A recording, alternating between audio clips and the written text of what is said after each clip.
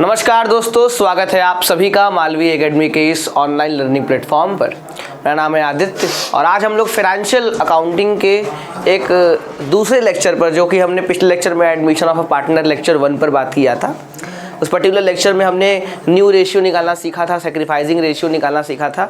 आज की क्लास में हम उस एडमिशन ऑफ पार्टनर के सब चैप्टर को कंप्लीट करेंगे। इस पर्टिकुलर चैप्टर में हम लोग गुडविल की अकाउंटिंग ट्रीटमेंट, असेट्स का रिवैल्यूएशन, लायबिलिटीज़ का रीअसेसमेंट, उसके अलावा कुछ एक्यूमुलेटेड प्रॉफिट, रिजर्व्स और लॉसेस वगैरह होते हैं, उनकी अकाउंटिंग कैसे होगी, ये सारी बातें आज के इस चैप्टर में, आज के इस पर्टिकुलर सेशन में हम लोग कंप्लीट करेंगे। तो जल्दी से क्लास जुड़ जाइए सर। देखिए, अब इस पर्टिकुलर टॉपिक या सब चैप्टर की बात मैं करूँ तो इस चैप्टर में आप लोग को एक चीज़ इम्पॉर्टेंट है, मैं आपको उस दिन बताना, ये बात में स्किप हो गया कि जब भी क्वेश्चन में आपको ओल्ड रेशियो भी दिया हो और न्यू रेशियो भी दिया हो, जैसे कह दे दो पार्टनर ए और बी थे, दोनों का रेशियो 3:1 है। मान लीजिए एग्जाम्पल के तौर पे सी का एडमिशन हुआ, सी का एडमिशन जो है वो इस बेसिस पर हुआ, क्या नाम है जानते हैं ना आप लोग, कि इस पर्टिकुलर टर्म्स पे हुआ कि वो 1/5 शेयर के लिए आएगा और क्या नाम है कि इतना कैपिटल लेके आएगा, इतना, ये सब आज जानते होंगे आप लोग, क्वेश्चन समझ चुके होंगे। लेकिन आपको उसके जगह पे दिया है कि सी का एडमिशन 1/5 शेयर के लिए हुआ और न्यू रेशियो जो बताई गई है, जो न्यू रेशियो बनाई गई है वो कितनी बनाई गई है सर, 5:3:2 बना दी गई। अब देखिए, ओल्ड रेशियो 3:1 था, न्यू रेशियो भी क्वेश्चन में आप लोग को दे दिया, तो आपका सबसे पहला काम होगा क्वेश्चन में सैक्रिफाइसिंग रेशियो निकालना। अब आप इस क्वेश्चन में केस वाइज सैक्रिफाइसिंग रेशियो नहीं समझ सकते, जैसा मैंने शॉर्टकट बताया था। इस क्वेश्चन में आपको थकार के सैक्रिफाइसिंग रेशियो निकालना ही पड़ेगा। इसका फॉर्मूला होता है ओल्ड माइनस न्यू रेशियो। तो आप ए बी, ये दोनों ओल्ड पार्टनर ही का सैक्रिफाइसिंग रेशियो निकलेगा, क्योंकि भाई सी तो नया पार्टनर है। ए का ओल्ड शेयर था 3/4, इनका ओल्ड शेयर था 1/4, इनका नया हिस्सा है 5/10, इनका नया हिस्सा है 3/10।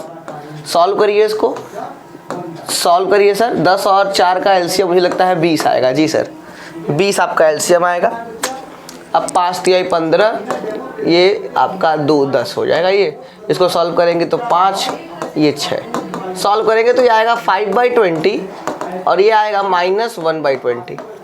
और सी का एडमिशन जो है वो आपका 2/10 के लिए कह सकते हैं, एक तरह से आपका 4/20 के लिए उसका एडमिशन हुआ है। अब ये आप देख रहे होंगे बी का जो आंसर है वो निगेटिव में आ रहा है। बी का जो आंसर है वो निगेटिव में आ रहा है। क्या बता रहा है सर? ये बता रहा है कि सी के एडमिशन के बाद, ऐसा तो हम नॉर्मली देखते हैं कि नए पार्टनर के एडमिशन के बाद दोनों पुराने पार्टनर, जितने पुराने पार्टनर हैं सब सेक्रीफाइस करते हैं, लेकिन यहाँ पर कुछ स्पेशल आपको दिख रहा है कि जो बी है वो गेन कर रहा है। तो जब भी सेक्रीफाइसिंग रेशियो का आंसर नेगेटिव में आ जाए, जैसे मेरा क्वेश्चन मैं फिर से लिख देता हूँ यहाँ पे, हमारा क्वेश्चन था कि ए और बी का ओल्ड रेशियो 3:1 था, बाद में सी का एडमिशन हुआ और ये रेशियो चेंज करके 5:3:2 कर दिया गया।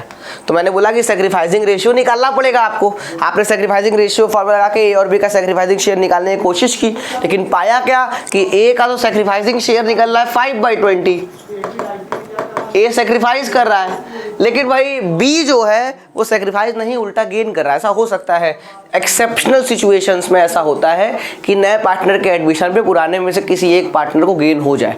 कभी कभी ऐसा होता है, ऐसा नहीं कि जरूरी हमेशा ही हो, ऐसा आपको एक्सेप्शनली कभी कदार दिख जाएगा। तो ऐसा जरूरी नहीं है, ये बात अपनी दिमाग से निकाल लीजिएगा कि दो पुराने सारे पार्टनर्स सेक्रीफाइस करते हैं, कोई पार्टनर गेन भी कर सकता है। ठीक है सर, ये आपके लिए सेक्रीफाइसिंग रेशियो का कॉन्सेप्ट हो गया और मैंने आपको एक बेसिक सा क्वेश्चन भी कर दिया, थोड़ा सा एक्सेप्शनली अलग क्वेश्चन था। अब आइए हम लोग गुडविल की अकाउंटिंग ट्रीटमेंट पर आगे बढ़ते हैं सर। मैं अगर गुडविल की बात करूँगा तो जो नया पार्टनर है, देखिए वो नई नवेली दुल्हन की तरह होता है। इस नई नवेली दुल्हन दहेज लेके आती है। अब दहेज प्रथा तो बहुत गलत प्रथा है, डाउरी सिस्टम तो बहुत गलत चीज़ है, लेकिन भाई आपको समझाने के लिए मैं ये बात कह रहा हूँ कि जब नई नवेली दुल्हन आती है तो जानते हो कि बहुत सारे गिफ्ट्स लेके आती हैं। वो गिफ्ट्स उनके परिवार से उनको खुशी के लिए मिलता है, भाई जहाँ रहे खुश रहे, सारी कोई दिक्कत उसको ना हो, उसको बिस्तर दिया जाता है, उसको अलमारी दी जाती है, उसको क्या नाम है गहने दिए जाते हैं, क्योंकि दिक्कत ना हो। तो ये इसी तरह नया पार्टनर भी होता है। जब वो फर्म में आता है ना तो वो 2 चीज़ें लेके आता है, कम से कम 2। लाने को तो बहुत कुछ ला सकता है, लेकिन 2 चीज़ें लाना उसके लिए अनिवार्य है। उसको 2 चीज़ें लाना पड़ेगा। तभी उसका एडमिशन हो पाएगा। एक कैपिटल लाना पड़ेगा, पूंजी लेके आएगा वो, और दूसरा लेकर आएगा उसके हिस्से का गुडविल। उसके हिस्से है क्या सर? गुडविल लेकर आएगा सर।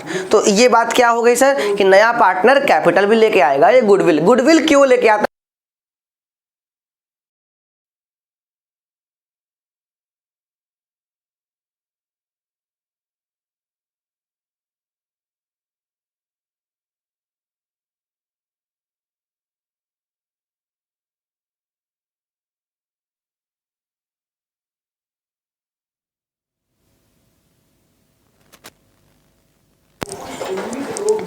मैंने लास्ट क्लास में बताया था कि वो गुडविल क्यों लेकर आता है सर। तो भाई उसके गुडविल लाने के पीछे कारण ये होता है कि उसके आने की वजह से पुराने पार्टनर्स को नुकसान झेलना पड़ता है। ये बड़ा खराब चीज़ है सर। पुराने पार्टनर्स को क्या करना होता है सर? नुकसान झेलना होता है, सेक्रीफाइस करना होता है। तो भाई जो पार्टनर सेक्रीफाइस कर रहा है भाई उसको तो कुछ ना कुछ मिलना चाहिए। तो जो भी गुडविल वो लेके आएगा वो सेक्रीफाइसिंग पार्टनर्स के बीच में सेक्रीफाइसिंग रेशियो में बढ़ जाएगा। आप लोग को सेक्रीफाइसिंग रेशियो निकालना आता है, पता करना आता है कौन पार्टनर कितना सेक्रीफाइस कर रहा है, ये आप लोग को बहुत अच्छे से पता है सर। तो ये गुडविल लाने का कॉन्सेप्ट जो है वहीं से आया है, नॉर्मल बेसिस पे समझने के लिए। दूसरा अकाउंटिंग कॉन्सेप्ट क्या है इसके पीछे, अकाउंटिंग रीज़न क्या है, अकाउंटिंग पॉइंट ऑफ व्यू से रीज़न क्या है कि देखिए AS 26 जो कि अब AS 10 में शामिल हो चुका है, वो कहता है कि हम और सिर्फ वैल्यूड गुडविल जो है, परचेज गुडविल जो है, सिर्फ हम उसकी अकाउंटिंग कर सकते हैं। सेल्फ एक्वायर्ड और सेल्फ जनरेटेड गुडविल की अकाउंटिंग नहीं की जा सकती। अब ये परचेज गुडविल क्या होता है? परचेज गुडविल का मतलब होता है वह गुडविल जिसके लिए कोई मनी कंसिडरेशन दी गई हो, वह गुडविल जिसके लिए कोई मनी कंसिडरेशन दी गई हो उसको एक्वायर करने के लिए। जैसे हम कहें 10 लाख रुपए का ज़मीन है, उस ज़मीन को आप 50 लाख रुपए खरीदते हैं, 40 लाख रुपए एक्स्ट्रा क्यों देते हो? आपको नीड है वो अलग चीज़ है, आपको लगता है कि वो ज़मीन की वैल्यू आपके हिसाब से ज़्यादा 40 लाख रुपए देते हो, एक्स्ट्रा 40 लाख देते हो। वो 40 लाख आपके लिए वो लैंड की गुडविल है, इसीलिए आप एक्स्ट्रा पेमेंट कर रहे हो ना। तो वो आपके लिए एक परचेज गुडविल हो गई जिसको एक मनी कंसिडरेशन के बदले में एक्वायर किया जाता है। लेकिन जो सेल्फ एक्वायर्ड गुडविल होती है, सेल्फ जनरेटेड गुडविल होती है, जो खुद से लोग बनाते हैं अपना रेपुटेशन, मार्केट में धीरे धीरे बिजनेस खोलते हैं, धीरे धीरे वो स्टैब्लिश बिजनेस होता है, धीरे धीरे प्रॉफिट अर्न करना शुरू होता है, फिर वो पुरानी फर्म बन जाती है और बहुत सारा गुडविल वो अर्न करती है। वो सेल्फ एक्वायर्ड गुडविल है, उसकी अकाउंटिंग नहीं की जा सकती है। क्यों? क्योंकि हम पता लगा ही नहीं सकते कि उस गुडविल की एक्चुअल वैल्यू क्या है। कोई कहेगा कि इस गुडविल की वैल्यू 10 लाख है, कोई कहेगा 5, सब्जेक्टिव टर्म हो जाएगा सेल्फ एक्वायर्ड गुडविल। इसीलिए अकाउंटिंग के जो प्रोफेसर्स हैं, जो अकाउंटिंग के प्रोफेशनल्स हैं, उनका ये मानना है कि हम सेल्फ एक्वायर्ड गुडविल की अकाउंटिंग कर ही नहीं सकते, हम सिर्फ और सिर्फ परचेज गुडविल की अकाउंटिंग कर सकते हैं सर। ठीक है, तो जो नया पार्टनर गुडविल लेके आता है, हम मानते हैं कि वो हमारे लिए क्या है सर? वो हमारे लिए एक परचेज गुडविल है, क्योंकि उसके लिए मनी कंसिडरेशन वो पैसे के फॉर्म में लेके आ रहा है, तो उसकी अकाउंटिंग हम करते हैं। और पहले से कोई गुडविल अपीयर्ड है, मैं अभी गुडविल की अकाउंटिंग ट्रीटमेंट पढ़ाऊंगा तो आप लोग ये देखिएगा, जो गुडविल पहले से अपीयर्ड होती है हम उसको खत्म कर देते हैं, हम उसको राइट ऑफ कर देते हैं। तो ये टॉपिक हमारा आज का होने वाला है जिसका नाम है अकाउंटिंग ट्रीटमेंट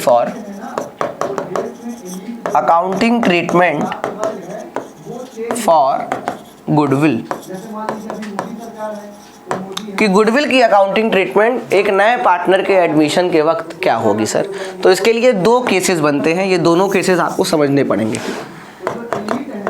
एक गुडविल जो पहले से आपके बैलेंस शीट में अपीयर्ड है, पहले से आपके बैलेंस शीट में एग्जिस्ट कर रही है, जिस डेट पे पार्टनर का एडमिशन हुआ है उस डेट पे एडमिशन के पहले जो बैलेंस शीट होगी, उस बैलेंस शीट में आपने पाया असेट साइड पर एक गुडविल नाम से, तो उस गुडविल को हम अपीयर्ड गुडविल कहते हैं। और इस गुडविल को हम क्या करते हैं सर? इस गुडविल को हम राइट ऑफ करते हैं। ये बात बहुत ध्यान रखिएगा, इस गुडविल को हम क्या करते हैं सर? इस गुडविल को हम राइट ऑफ करते हैं। राइट ऑफ करने की एंट्री आपको बताई जाएगी। और एक दूसरी गुडविल जो होती है, यह गुडविल का नाम होता है वैल्यूड गुडविल। यह गुडविल कुछ और नहीं, ये वही गुडविल है जो नया पार्टनर लेकर आता है। ये गुडविल, वैल्यूड गुडविल जो है, ये देखिए पहले एडमिशन जब पार्टनर का होता है तो उस वक्त रिकंस्टिट्यूशन होता है। आपको पता है एडमिशन एक रीज़न है रिकंस्टिट्यूशन का। तो रिकंस्टिट्यूशन ऑफ पार्टनरशिप फर्म जब भी होता है तब गुडविल की वैल्यू निकाली जाती है। ये जो वैल्यू गुडविल की निकाली जाती है, इसी में से उस नए पार्टनर का हिस्सा निकाला जाता है और बोला जाता है कि तुम इतना पोर्शन गुडविल का लेके आओ। तो जो गुडविल का कैलकुलेशन रिकंस्टिट्यूशन की डेट पर किया जाएगा उस गुडविल को हम वैल्यूड गुडविल कहते हैं। और उस वैल्यूड गुडविल क्या होता है सर, उस वैल्यूड गुडविल को की अकाउंटिंग ट्रीटमेंट एडमिशन के समय अलग तरीके से होगी। मैं इसके बारे में बाद में बात करूंगा, मैं पहले इसके बारे में बात कर लूँ। ये जो वैल्यूड गुडविल आपको दिख रहा है सर, ये जो वैल्यूड गुडविल आपको दिख रहा है, इसकी अकाउंटिंग ट्रीटमेंट क्या होगी सर। तो इसको राइट ऑफ करेंगे। राइट ऑफ करने की एंट्री मैं यहाँ लिख देता हूँ। देखिए, राइट ऑफ करने में पार्टनर्स का नुकसान होता है और राइट ऑफ करने के लिए नए पार्टनर का कोई भी इससे मतलब नहीं है। हम जब भी राइट ऑफ करेंगे पुराने पार्टनर्स के बीच में करेंगे, पुराने रेशियो में।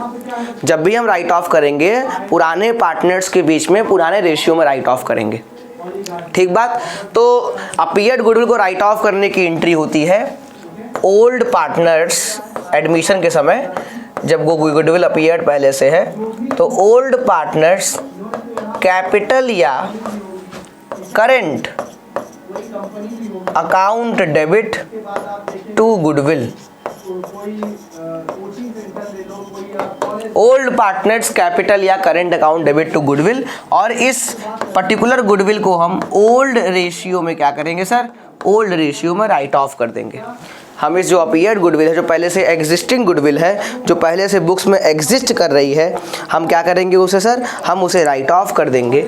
और राइट ऑफ किस रेशियो में करेंगे sir, right of old partners के बीच में ओल्ड रेशियो में करेंगे। हमारे एग्जाम्पल में जैसे ए और बी थे ओल्ड पार्टनर्स, तो अगर सी के एडमिशन के वक्त कोई गुडविल पहले से अपीयर्ड है तो उस गुडविल के लिए मान लीजिए 50,000 रुपये गुडविल अपीयर्ड है या 40,000 रुपये गुडविल अपीयर्ड है, तो नॉर्मल बेसिस पे A's capital debit B's capital debit to goodwill account ये एंट्री होगी। और वो 40,000 रुपये की गुडविल जो है वो 3:1 के रेशियो में डिस्ट्रीब्यूट हो जाएगी, 30,000 और 10,000 राइट ऑफ हो जाएगी, 30,000 और 10,000। ये जो है आपका, ये आपके गुडविल के लिए अपीयर्ड गुडविल की अकाउंटिंग ट्रीटमेंट थी सर। हम बात करेंगे अब वैल्यूड गुडविल की सर। तो वैल्यूड गुडविल के मैं अलग से नया स्लाइड लेता हूँ, आपको उसमें आसानी पड़ेगी सर। हाँ सर, ये वैल्यूड गुडविल के बारे में बात करते हैं। ये गुडविल हम मान रहे हैं कि ये गुडविल वह गुडविल है जो नया पार्टनर लेके आएगा। अब वैल्यूड गुडविल में तो पूरे फर्म की गुडविल रहेगी, उसमें से नया पार्टनर का हिस्सा आप कैलकुलेट कीजिए और फिर देखिए कि नया पार्टनर गुडविल लेके आ रहा है कि नहीं आ रहा है। सर आप तो बोले लेकर आएगा वो, लेकिन अभी जो 3 केस बताने वाले हैं उसमें एक केस आपके सामने ऐसा भी आएगा कि कभी कभी गुडविल का पैसा नहीं ला पाएगा। तो वैल्यूड गुडविल है, जो गुडविल नया पार्टनर लेके आता है उसके लिए 3 केसेस बनते हैं। उसके लिए 3, पहला केसेस बनता है, मैं देखिए लिख रहा हूँ, बोलूँगा भी, आप भी नोट बना सकते हैं। When new partner brings his share of goodwill privately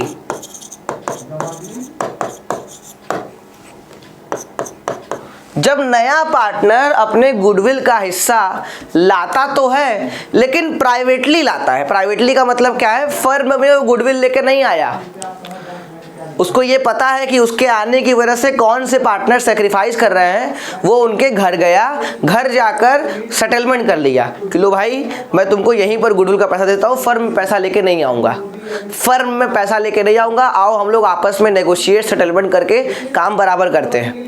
तो जो गुडविल का हिस्सा वो सेक्रीफाइसिंग पार्टनर्स को देने वाला था, वो सेक्रीफाइसिंग पार्टनर्स को दिया है लेकिन फर्म में आकर नहीं दिया, फर्म के बाहर ही बाहर नेगोशिएट सेटलमेंट कर दिया, उसको कहते हैं प्राइवेटली। जब गुडविल का हिस्सा नया पार्टनर प्राइवेटली लेकर आता है तो उसकी कोई भी एंट्री नहीं होती, ये ध्यान रखिएगा, उसकी कोई भी एंट्री जो है वो नहीं होती है। कोई भी एंट्री आप फर्म के बुक्स ऑफ अकाउंट में पास नहीं करेंगे सर, फर्म के बुक्स ऑफ अकाउंट में पास नहीं करेंगे। क्लियर हो गया, ये बात क्लियर हो गई सर। आगे हम बात करेंगे दूसरा case, number 2 case. Number 2 case क्या कहता है सर, नंबर 2 केस कहता है कि when new partner brings his और हर, लड़का लड़की कुछ भी हो सकता है, हिज और her share of goodwill in cash और इन काइंड। इसका मतलब क्या है सर, जब एक नया पार्टनर गुडविल का हिस्सा लाता है फर्म में और कैश के फॉर्म में भी ला सकता है, काइंड का मतलब कैश के अलावा किसी असेट के फॉर्म में भी ला सकता है। ऐसा होता है कभी कभी कि नया पार्टनर अपने गुडविल का हिस्सा या तो कैश के फॉर्म में लेकर आएगा या तो किसी असेट काइंड के फॉर्म में लेकर आएगा। तो बहुत अच्छी बात है, वो पैसा लेकर आ रहा है। तो इसकी 2 एंट्री, मुख्यतः इसकी 2 एंट्री, हालांकि 3 एंट्री भी हो सकती है लेकिन हम 2 ही एंट्री समझेंगे। पहली एंट्री वो गुडविल का हिस्सा लाने की, तो गुडविल का हिस्सा लाने की एंट्री होगी बैंक अकाउंट, या अगर असेट्स के फॉर्म में लेके आ रहा है तो उस असेट्स को आप डेबिट कर देंगे टू प्रीमियम फॉर गुडविल। ये एंट्री याद रखिएगा, बैंक अकाउंट डेबिट, या सर उस कोई ऐसे बोल रहा है कि गुडविल 50,000 रुपये गुडविल लाना है, वो गुडविल लाने के बदले में मशीन लेके आया, मतलब कैश लाने के बदले में मशीन लेके आया, अपने गुडविल का हिस्सा मशीन के फॉर्म में लेके आया, तो आपकी एंट्री बैंक डेबिट नहीं होगा, machine debit to premium for goodwill.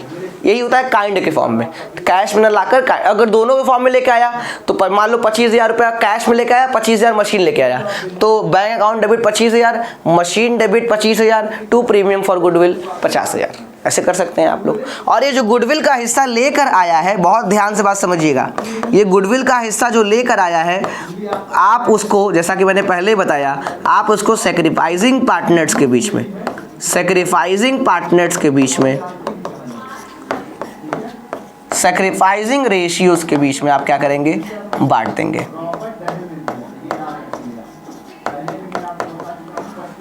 ये जो गुडविल का हिस्सा है वो सैक्रिफाइसिंग पार्टनर्स के बीच में, सैक्रिफाइसिंग रेशियो में, किस रेशियो में यहाँ लिख देता हूँ, सैक्रिफाइसिंग रेशियो जो भी आप निकालोगे उस सैक्रिफाइसिंग रेशियो में आप डिस्ट्रीब्यूट कर दोगे। तो premium for goodwill account debit, जो भी गुडविल का हिस्सा होगा, मान लो 50,000, उस 50,000 को सैक्रिफाइसिंग पार्टनर, मान लो ए और बी सैक्रिफाइसिंग पार्टनर्स हैं, तो ए कैपिटल टू बी कैपिटल, और उसको सैक्रिफाइसिंग रेशियो जो भी क्वेश्चन में निकला होगा उसको आप बांट लोगे। अगर सर कोई पार्टनर गेन कर रहा है गलती से, तो उस केस में गेनिंग पार्टनर डेबिट हो जाएगा, उसका एडजस्टमेंट मैं अलग से बताऊंगा, अभी समझिए इतना, नॉर्मली ये बेसिक केस है।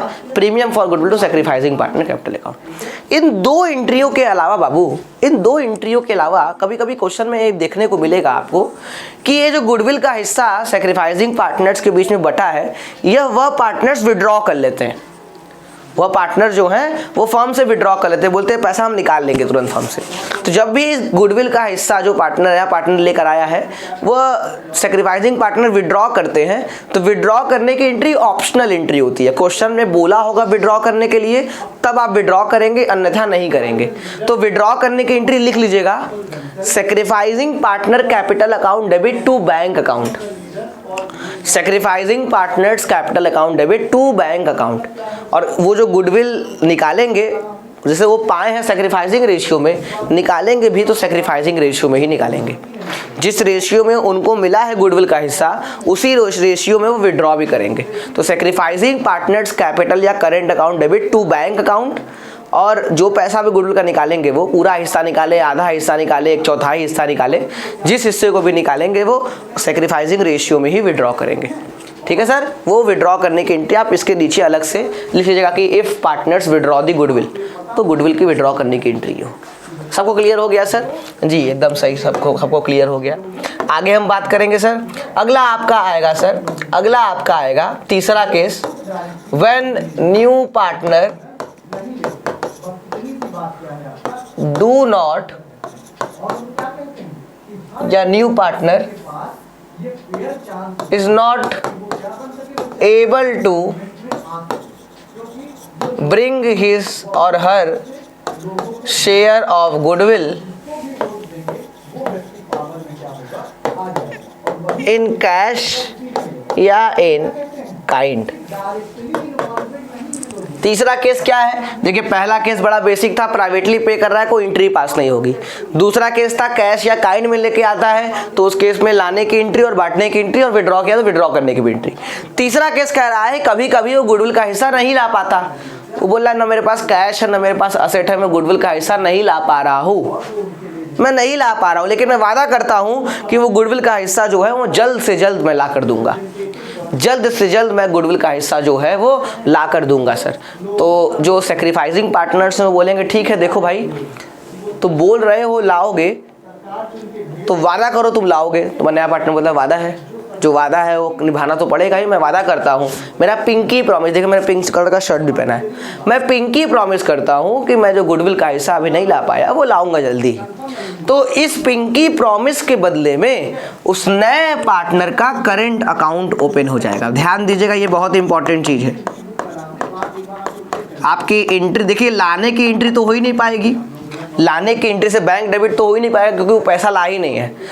तो सिर्फ और सिर्फ बांटने की एंट्री होगी, और वो बांटने की एंट्री के लिए हम कौन सा अकाउंट ओपन करेंगे? New partners current account. New partners current account debit to sacrificing partner. जैसे आप बांटते हैं, जो बांटने की दूसरी एंट्री यहाँ हुई थी ना, सैक्रिफाइसिंग पार्टनर्स कैपिटल या करंट अकाउंट।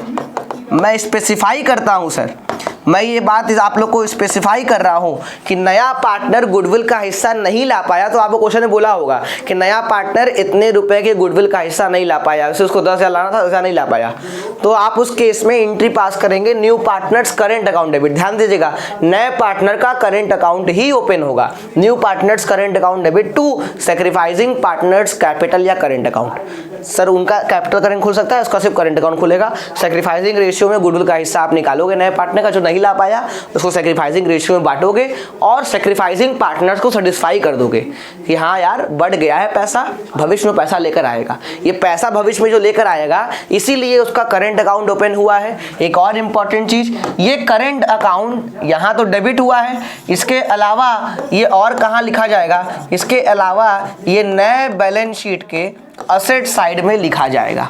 ये नए बैलेंस शीट के असेट साइड पर भी लिखा जाएगा कि अगर वो गुडविल का हिस्सा जो है वो नहीं ला पाया है तो जितना हिस्सा नहीं ला पाया है उतना हिस्सा बैलेंस शीट के असेट साइड पे उस न्यू पार्टनर्स करंट अकाउंट के नाम से दिखेगा।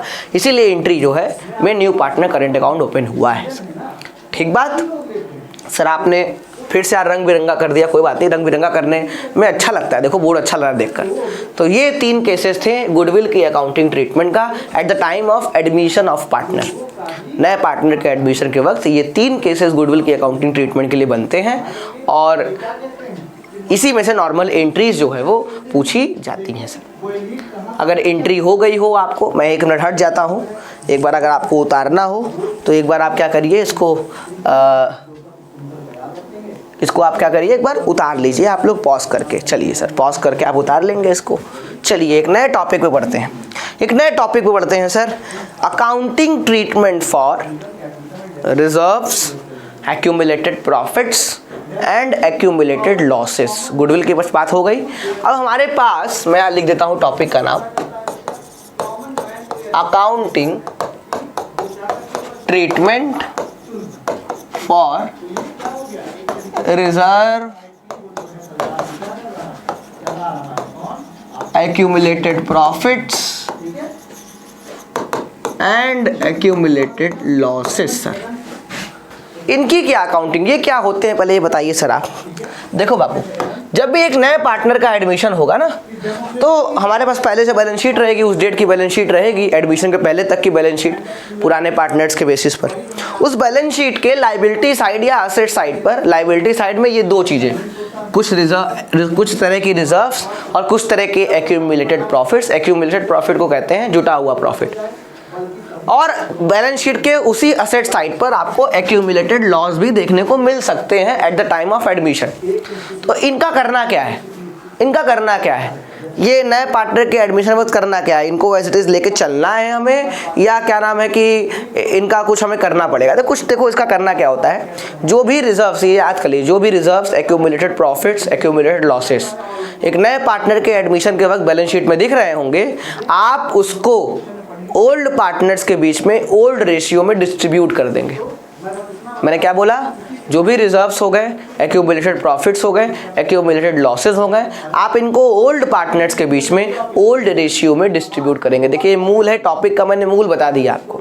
अभी मैं इसके बारे में भी और कुछ डिटेलिंग करूंगा कि रिजर्व में देखिए क्या क्या आ सकता है। देखिए रिजर्व में आएगा पहले जनरल रिजर्व,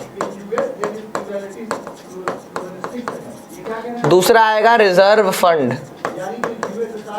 तीसरा आएगा वर्कमैन कंपनसेशन रिजर्व WCR, चौथा आएगा इन्वेस्टमेंट फ्लक्चुएशन रिजर्व। मैं स्पेसिफाई कर दूं कि ये वर्कमैन कंपनसेशन रिजर्व और ये इन्वेस्टमेंट फ्लक्चुएशन रिजर्व, इनके लिए तो मैं केस पढ़ाऊंगा अभी आपको, लेकिन अभी नॉर्मल आप ये समझ लीजिए कि 4 तरह के रिजर्व्स आपके सामने आ सकते हैं। सर कंटीजेंसी रिजर्व आ गया तो क्या करेंगे, नहीं बांटेंगे, कंटीजेंसी रिजर्व को बैलेंस शीट में रहते छोड़ देते हैं। एक्यूमुलेटेड प्रॉफिट्स में क्या क्या आता है, एक्यूमुलेटेड प्रॉफिट्स में सिर्फ एक चीज आती है, पीएल अकाउंट का क्रेडिट बैलेंस। अगर बैलेंस शीट के लाइबिलिटी साइड पर पीएल अकाउंट दिख गया आपको तो आप ये मानेंगे वो हमारे लिए एक्यूमुलेटेड प्रॉफिट है। मैंने क्या बोला, अगर बैलेंस शीट के लाइबिलिटी साइड पर आपको पीएल अकाउंट का बैलेंस दिख गया, चाहे क्रेडिट लिखा हो या न लिखा हो, तो आप ये मानेंगे वो एक्यूमुलेटेड प्रॉफिट है या पीएल अकाउंट का क्रेडिट बैलेंस, वो प्रॉफिट है हमारे लिए।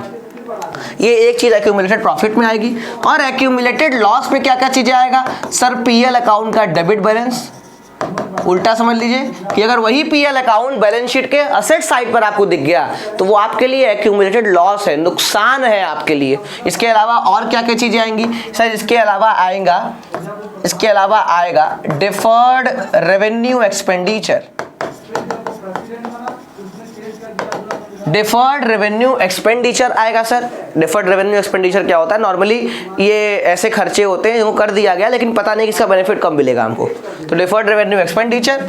या इसके अलावा एडवर्टीजमेंट सस्पेंस, ये 3 नाम बैलेंस शीट के असेट साइड पर, अगर तीनों में कोई एक नाम दिख गए आपको या तीनों दिख गए, आप इसको ओल्ड पार्टनर्स के बीच में ओल्ड रेशियो में डिस्ट्रीब्यूट करोगे। लाइबिलिटी साइड पर पीएल अकाउंट दिख गया, ये भी ओल्ड पार्टनर्स के बीच में ओल्ड रेशियो बटेगा। लाइबिलिटी साइड पर देखिए ये दोनों चीजें लाइबिलिटी साइड का पार्ट होती है, ये दोनों चीजें बैलेंस शीट के लाइबिलिटी साइड पर आपको दिखेंगी और ये चीजें जो है वो बैलेंस शीट के असेट साइड पर आपको दिखेंगी। ठीक है सर, मैं बता दे रहा हूँ कहाँ कहाँ ये लोकेट होगा, कंफ्यूज नहीं हो सकते आप लोग। ठीक, अब इसके बांटने की एंट्री क्या होगी सर, आपने ज्ञान तो दे दिया कि ये सब चीजें दिखेंगी, इसकी बांटने की एंट्री क्या होगी, आइए बांटने की एंट्री देख ले। सर एंट्री याद करना जरूरी है, बिल्कुल एंट्री याद करना जो है वो एकदम जरूरी है। तो ये रिजर्व्स हो गया, एक्यूमुलेटेड प्रॉफिट्स हो गए, इनको बांटने की एंट्री क्या होती है। देखिए दोनों ये एक पांचों जो है, 4 इधर 1 5, ये पांचों, ये 4 और 1 5, ये पांचों जो है आपके लिए फायदे होते हैं, पार्टनर्स के लिए फायदा होता है। तो इसको बांटने की एंट्री क्या होगी, मैं यहाँ पास कर देता हूँ। इसको बांटने की एंट्री होगा, जो भी आपका जनरल रिजर्व है उसको ले लीजिए, या रिजर्व फंड है, या WCR ले लीजिए, या IFR ले लीजिए, या ये पीएल अकाउंट का क्रेडिट बैलेंस ले लीजिए।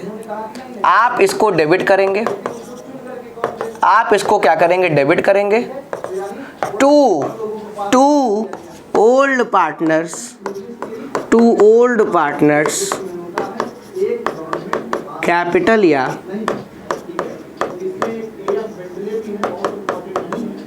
ओल्ड पार्टनर्स कैपिटल या करेंट अकाउंट।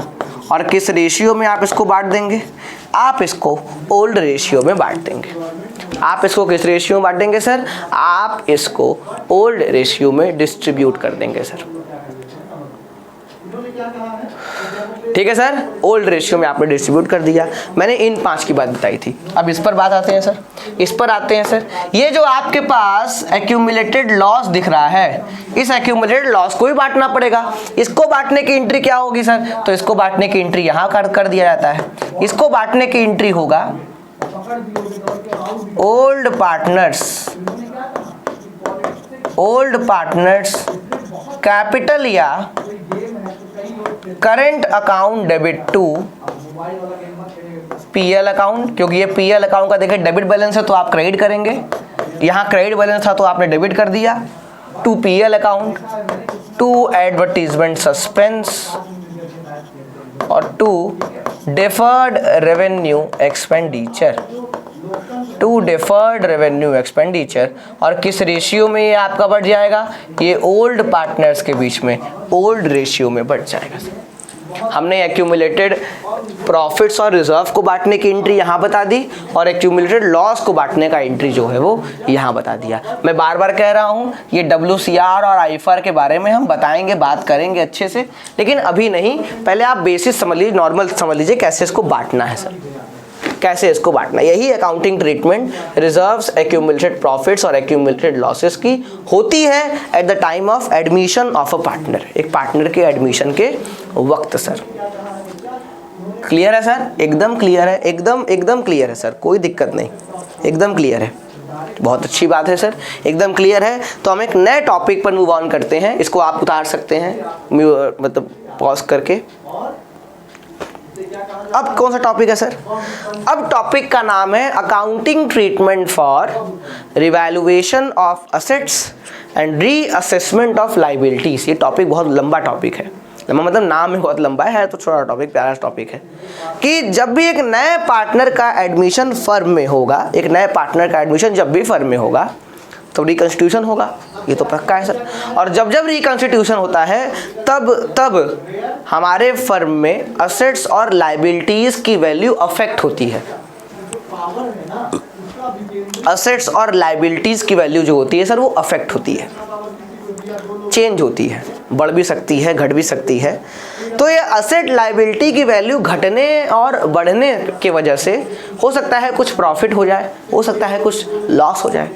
जैसे हम कहें कि भाई पहले हमारे पास बिल्डिंग 10 लाख रुपए की थी, हमने उसका रिवैल्यूएशन कराया, रिकंस्टिट्यूशन हुआ, एग्रीमेंट चेंज हुआ, तो हमने पता लगवाया कि हमारे लैंड की वैल्यू अभी कितनी चल रही है। तो पता चला कि हमारे लैंड की वैल्यू जो है बढ़कर 15 लाख रुपए हो गई, 10 लाख से बढ़कर 15 लाख की हो गई, तो भाई 5 लाख का फ़ायदा हो गया ना हमको।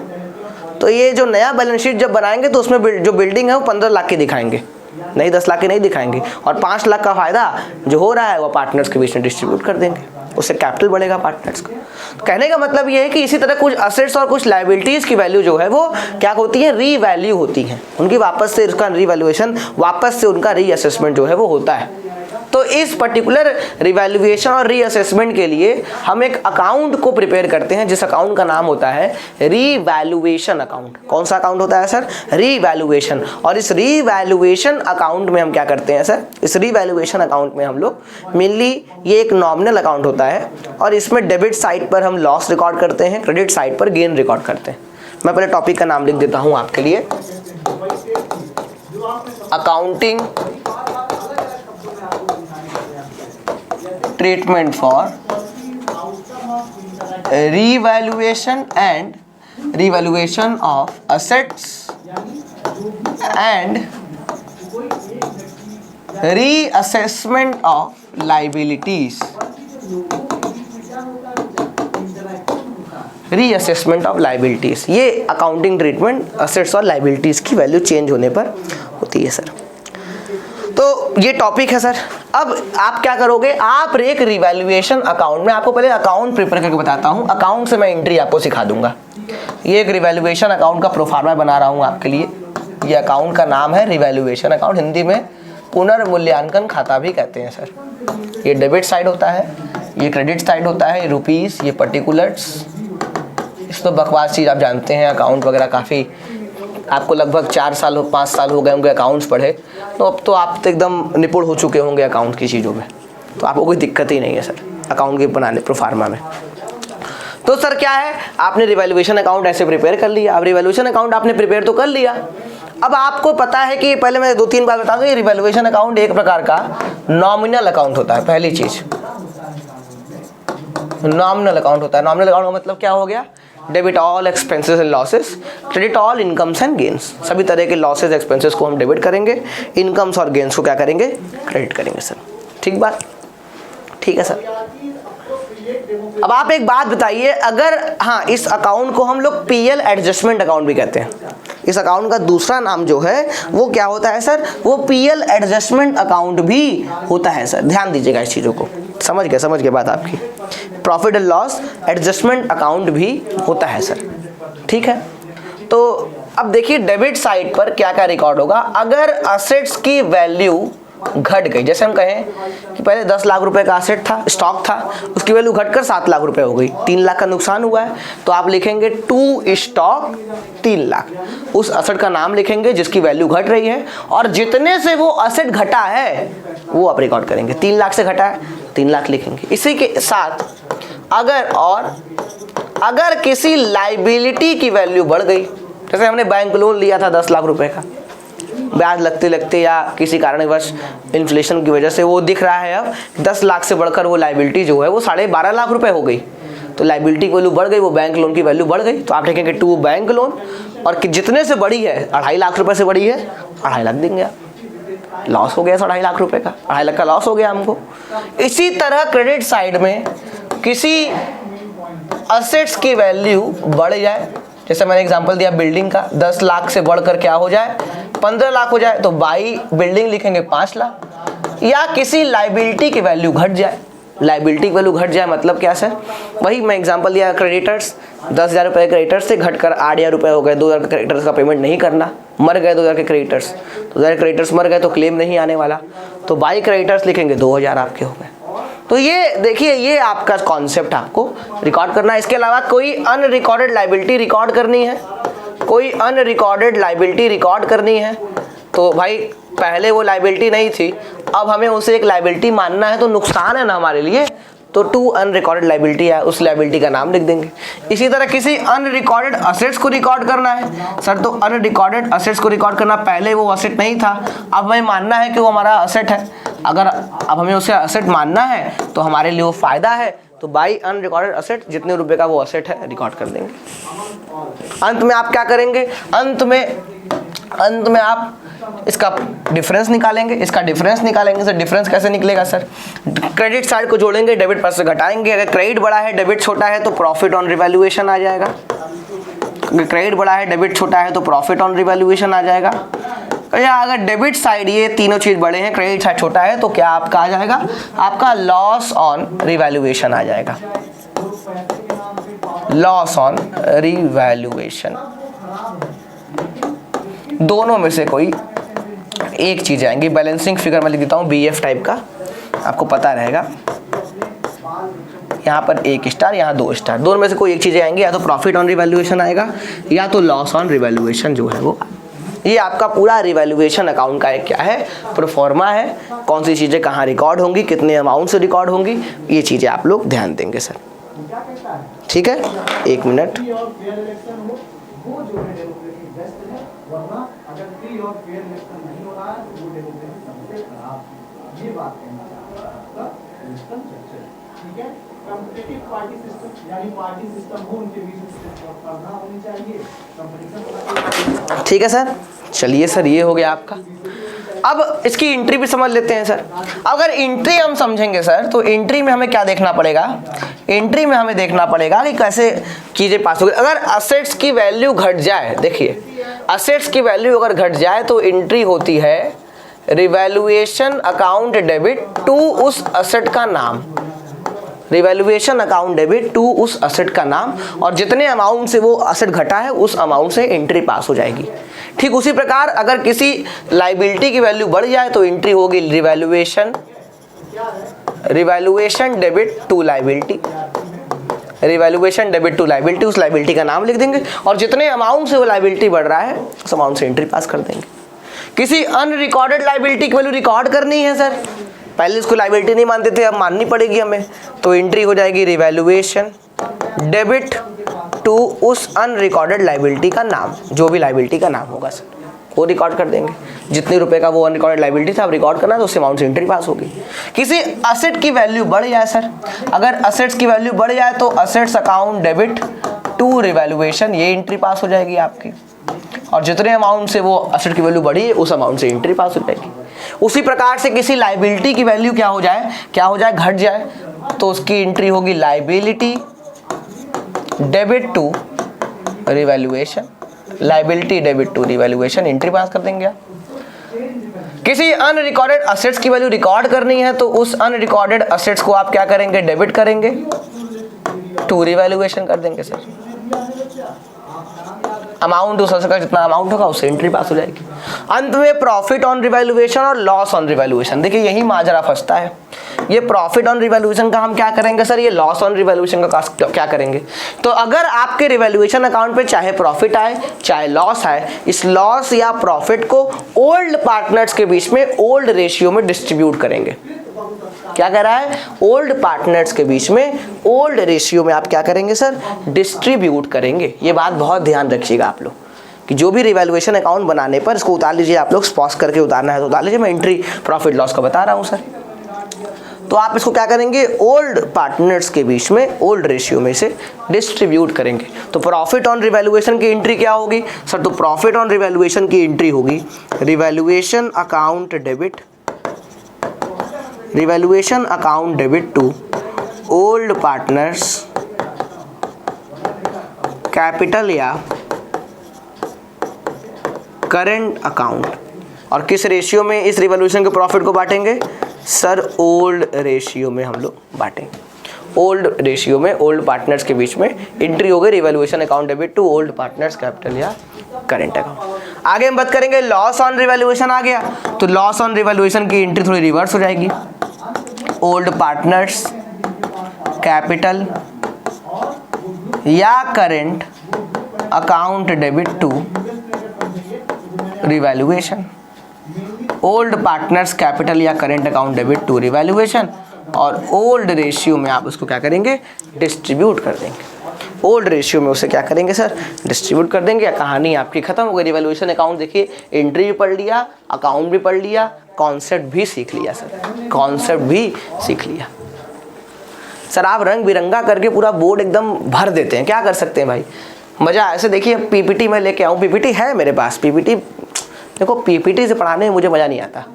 मैं सोचता हूँ लिख के पढ़ाऊँगा, थोड़ा समय लगेगा, 5-10 मिनट एक्स्ट्रा लगेगा उस टॉपिक में, लेकिन हाँ रिवीजन आपका अच्छा हो जाएगा। आप भी लिखते हुए चलेंगे मेरे साथ, आपको भी लगेगा कि सर लिख रहे हैं तो हमको भी लिखना चाहिए। कम से कम लिखोगे, लिख लिख के प्रैक्टिस करोगे, लिख लिख के याद करोगे तो आपकी याद करने की कैपेसिटी भी बढ़ेगी। ठीक है, ये आपका रिवैल्यूएशन अकाउंट की पूरी बातें हो गई। यही रिवैल्यूएशन अकाउंट का सेम कॉन्सेप्ट रिटायरमेंट डेथ में भी फॉलो होता है, बस वहाँ डिफरेंस ये होता कि आप यहाँ ओल्ड पार्टनर्स के बीच में बांट रहे हैं, वहाँ पर ऑल पार्टनर के बीच में बांटेंगे। ऑल मतलब सारे पुराने पार्टनर्स इंक्लूडिंग रिटायरिंग या डिसीज पार्टनर। मरा हुआ पार्टनर भी शामिल होगा इस रिवॉल्यूशन के प्रॉफिट को लेने के लिए, या मरा हुआ मतलब रिटायरिंग पार्टनर भी शामिल होगा, या मरा हुआ पार्टनर डिसीज पार्टनर, सभी पार्टनर के बीच में बटेगा और ओल्ड रेशियो वहाँ पर भी रहेगा। सेम कॉन्सेप्ट रिटायरमेंट डेथ में भी फॉलो होता है अगर रिवैल्यूएशन अकाउंट का टॉपिक वहाँ आया तब। ठीक है सर, एक टॉपिक और सर। अरे सर आज बहुत पढ़ा दिया आपने, गुडविल पढ़ा दिया, रिजर्व वगैरह पढ़ा दिया, ये पढ़ा दिया, कितना पढ़ाएंगे आज। अरे बस एक और टॉपिक, हिडन गुडविल का टॉपिक, एक टॉपिक और पढ़ लो न्यूमेरिकल का। हिडन गुडविल का टॉपिक है, बड़ा प्यारा टॉपिक है और अच्छा टॉपिक है। हिडन गुडविल का टॉपिक पढ़ लो, मैं छोड़ दूंगा, फिर मैं आप लोग को छोड़ दूंगा फिर उसके बाद, पक्का वादा। हिडन गुडविल का टॉपिक क्या होता है, कभी कभी क्वेश्चन में जो है वो गुडविल की वैल्यू नहीं दी होगी, न दिया होगा कि नया पार्टनर कितना, ये बोला होगा कि नया पार्टनर गुडविल लेके आ रहा है, लेकिन ये नहीं बोला होगा कि नया पार्टनर कितना गुडविल लेके आ रहा है, और ना ही आपको पूरे फर्म की गुडविल की वैल्यू भी नहीं दी होगी। तो आपको निकालना पड़ेगा, आपको पूरे फर्म की गुडविल जो है वो निकालनी पड़ेगी। उसके बाद उसमें से पता करना पड़ेगा कि नया पार्टनर कितना लाने वाला है, जो कि वो ला रहा है लेकिन कितना लाने वाला है पता ही नहीं हमको वैल्यू। तो उसके लिए टॉपिक हम पढ़ते हैं हिडन गुडविल का, उसके लिए हम टॉपिक पढ़ते हैं हिडन गुडविल का, छुपा हुआ गुडविल। मैं क्वेश्चन लिखूंगा और क्वेश्चन की हेल्प में आपको समझाऊंगा कि हिडन गुडविल कैसे सॉल्व होता है। क्वेश्चन आपका है A and B were partners sharing profit and losses in the ratio 5:4। 5:4 का रेशियो है। C was admitted, C for admitted was admitted for 1/18th share in the profit and brings 1 lakh as his share of capital। बहुत ध्यान समझिएगा, सी का admission 1/18 हिस्से के लिए हुआ प्रॉफिट में, और सी जो है वो 1 लाख रुपए पूंजी के तौर पे लेके आता है। ठीक है, आगे लिखा है on the date of admission of C capital balances of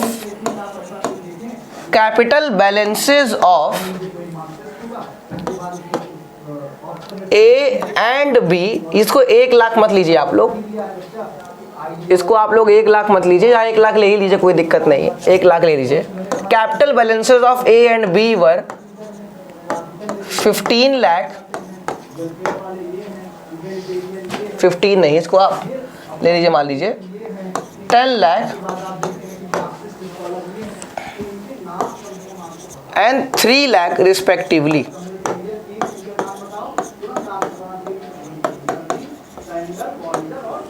3 lakh respectively. C के एडमिशन के डेट पर जो बैलेंस शीट था, उस बैलेंस शीट में पाया ये गया कि ए और बी का कैपिटल जो है वो 10 लाख और 3 लाख रुपए है आपका। आगे लिखा है C brings necessary amount of goodwill in cash, calculate share of goodwill of C. Question में बोल दिया कि सी जो है वो पर्याप्त मात्रा में गुडविल का हिस्सा कैश में लेके आता है। आपको बताना है कि सी का गुडविल में कितना हिस्सा होगा सर, सी का गुडविल में कितना हिस्सा होगा सर, अब आपको ये निकालना है। बड़ा खतरनाक क्वेश्चन आपने दे दिया, इसमें गुडविल का नामो निशान नहीं है, कहीं गुडविल के वैल्यू के बारे में कोई चीज़ बताई नहीं गई है। ऐसे क्वेश्चंस जब आपको दिखने लगे तब आपको वहाँ पर पता लगाना पड़ेगा हिडन गुडविल के बारे में। आप सबसे पहला काम करेंगे कि इस क्वेश्चन में फर्म की गुडविल कैलकुलेट करेंगे। आपका पहला इसमें यही काम होगा कि आप फर्म की गुडविल जो है वो कैलकुलेट कीजिए किसी भी हाल में। फर्म की गुडविल बिना कैलकुलेट किए सी के गुडविल का हिस्सा नहीं निकल पाएगा। तो आप कैसे करेंगे सर, ध्यान से देखिए। सबसे पहले सॉल्यूशन क्या करते हैं, सबसे पहले आप क्या निकालेंगे, total capital of firm on the basis of C's capital. C के कैपिटल के बेसिस पर पूरे फर्म का कैपिटल कितना होगा आपको ये बताना है सर, सी के कैपिटल के बेसिस पर। अब ये माजरा फंस गया कि सी के कैपिटल के बेसिस पर, तो आपको देखना पड़ेगा। सी देखिए 1/18 हिस्से के लिए आया है और 1 लाख रुपए कैपिटल लेके आया है। तो आप ये बात सोचिए, अगर 1/18वां हिस्सा 1 लाख रुपए है, 1/18वां हिस्सा जो है वो 1 लाख रुपए है, तो पूरे फर्म के लिए वो कितना लेकर आता, इसका रेसिप्रोकल कर दीजिए। 1/18 पार्ट का वैल्यू 1 लाख रुपए का है, 1/18वां हिस्सा 1 लाख रुपए है, तो टोटल हिस्सा कैसे निकलेगा, 18/1 × 1 लाख कर दीजिए। टोटल हिस्सा कैसे निकलेगा, 18/1 × 1 लाख, कितना निकल के आ जाएगा सर, 18 लाख रुपए। कितना निकल के आ जाएगा सर, 18 लाख रुपए निकल के आ जाएगा। और अगर ये किसका है, ये कैपिटल होना चाहिए। ये सी के कैपिटल के बेसिस पे पूरे फर्म का कैपिटल कैलकुलेट किया कि 18 लाख रुपए होना चाहिए। एक्चुअल कैपिटल कितना चल रहा है, actual total capital of firm का टोटल एक्चुअल कैपिटल निकालना पड़ेगा ए, बी और सी के कैपिटल को जोड़ के, तीनों पार्टनर के कैपिटल को जोड़ के एक्चुअली में कैपिटल चल कितना रहा है पता करना पड़ेगा। तो आसान है, 10 लाख रुपए का कैपिटल ए का है, 3 लाख रुपए का कैपिटल बी का है, 13 लाख रुपए हो गए, और 1 लाख रुपए का कैपिटल सी का है, 1 लाख रुपए का कैपिटल सी का है। तो तीनों कैपिटल को अगर आप जोड़ेंगे तो 14 लाख रुपए का कैपिटल होगा। भाई अगर 10 लाख का कैपिटल ए का है, 3 लाख का कैपिटल बी का है और 1 लाख का कैपिटल सी का है, भाई सी के हिसाब से कैपिटल फर्म का होना चाहिए टोटल 18 लाख, लेकिन एक्चुअली में तीनों पार्टनर कैपिटल जोड़ा गया तो पाया गया फर्म का कैपिटल सिर्फ 14 लाख रुपए ही है। तो ये 4 लाख रुपए का डिफरेंस जो आपको दिख रहा है ये कुछ और नहीं, यही गुडविल है फर्म का। ये 4 लाख रुपए जो है यही फर्म का गुडविल है। ये 4 लाख रुपए जो है यही फर्म का गुडविल है, और इसी को कहते हैं हिडन गुडविल। कि नए पार्टनर के कैपिटल के बेसिस पे पूरे फर्म का गुडविल डिटरमाइन करेंगे। एक्चुअल कैपिटल फर्म का चल कितना रहा है वो पता करेंगे आप। एक्चुअल कैपिटल पता लगते ही आप सी के कैपिटल के बेसिस पर टोटल कैपिटल निकालना है और एक्चुअल का दोनों का डिफरेंस ले लीजिए।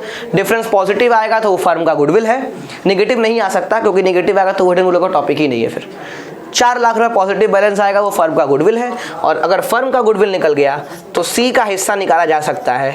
सी का हिस्सा कैसे निकलेगा सर? अगर 4 लाख रुपए पूरे फर्म का गुडविल है और सी का हिस्सा 1/18 है, तो 4 लाख का 1/18वां पोर्शन निकाल दीजिए, काम खत्म। 4 लाख का 1/18वां पोर्शन निकाल दीजिए, वही क्या होगा, वही सी का गुडविल होगा। और वही सी गुडविल जो है वो लेकर आया है, वही गुडविल सी जो है कैश के फॉर्म में लेके आया है। और लेके आया है तो मैंने गुडविल का ट्रीटमेंट बताया है, लाने की एंट्री, फिर बांटने की एंट्री, सैक्रिफाइसिंग पार्टनर्स के बीच में सैक्रिफाइसिंग रेशियो में। सारा काम तो आपको आता ही है, हमको मेनली सी का गुडविल निकालना था सर। ये कहानी, पूरी कहानी आपकी है किसकी? ये गुडविल के अकाउंटिंग ट्रीटमेंट की कहानी, सॉरी हिडन गुडविल की अकाउंटिंग ट्रीटमेंट की है। तो हमने एडमिशन ऑफ अ पार्टनर को डेप्थ में सारे टॉपिक्स जो आपके एग्जाम पॉइंट ऑफ व्यू से रिलेवेंट है वो सारे टॉपिक्स हमने पढ़ लिए। मोस्ट इंपॉर्टेंट टॉपिक, शुरुआत की 3 टॉपिक थी, वो न्यू रेशियो निकालना, सैक्रिफाइसिंग रेशियो निकालना और गुडविल की अकाउंटिंग ट्रीटमेंट। ये 3 टॉपिक तो अटमोस्ट इंपॉर्टेंट है, इन पर अत्यधिक ध्यान दीजिएगा।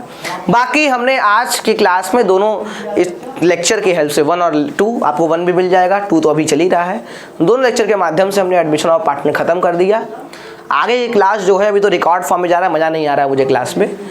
आगे ये क्लास हमारी जो होगी वो लाइव क्लास होगी, और उस लाइव क्लास में हम लोग क्या करेंगे, ऐसे ही कुछ क्वेश्चंस, ऐसे ही कुछ अच्छे अच्छे टॉपिक्स, फाइनेंशियल अकाउंटिंग के, कॉस्ट अकाउंटिंग के, करेंसी बैंकिंग के टॉपिक्स, इनकम टैक्स के टॉपिक्स, जो मेरे सब्जेक्ट्स हैं, उन सब्जेक्ट के थ्रू हम लोग ऑडिटिंग से ऐसे करके कुछ अच्छे अच्छे टॉपिक्स पढ़ेंगे।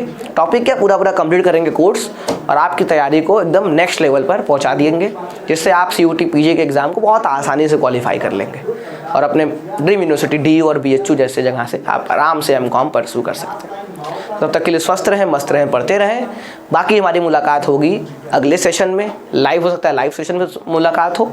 और वीडियो अच्छा लगा हो तो लाइक कर दीजिएगा, चैनल पर पहली बार सब्सक्राइब कर दीजिएगा, क्योंकि CUT PG की तैयारी के लिए मालवी एकेडमी से बढ़कर हमको लगता है कोई और अच्छा इस समय जो प्लेटफॉर्म है वो नहीं है, क्योंकि ये आपको, आपकी तैयारी जो है वहाँ यहाँ किसी ऑब्जेक्टिव से आपको नहीं बुलाया गया है। आपको ये सेशंस आपकी तैयारी को बढ़िया तरीके से पूरा करने के लिए ही प्रोवाइड किया जा रहा है, और हमारा यही ऑब्जेक्टिव होता है कि कितना ज़्यादा बच्चों को हम बढ़िया तरीके से तैयारी करा दें, जिससे उनकी तैयारी जो है बेस्ट हो जाए, उनको कोई दिक्कत ना हो, भटकना ना पड़े उनको किसी जगह पर। तो इसी बात के साथ हमारी मुलाकात अगले क्लास में होगी। बहुत बहुत धन्यवाद।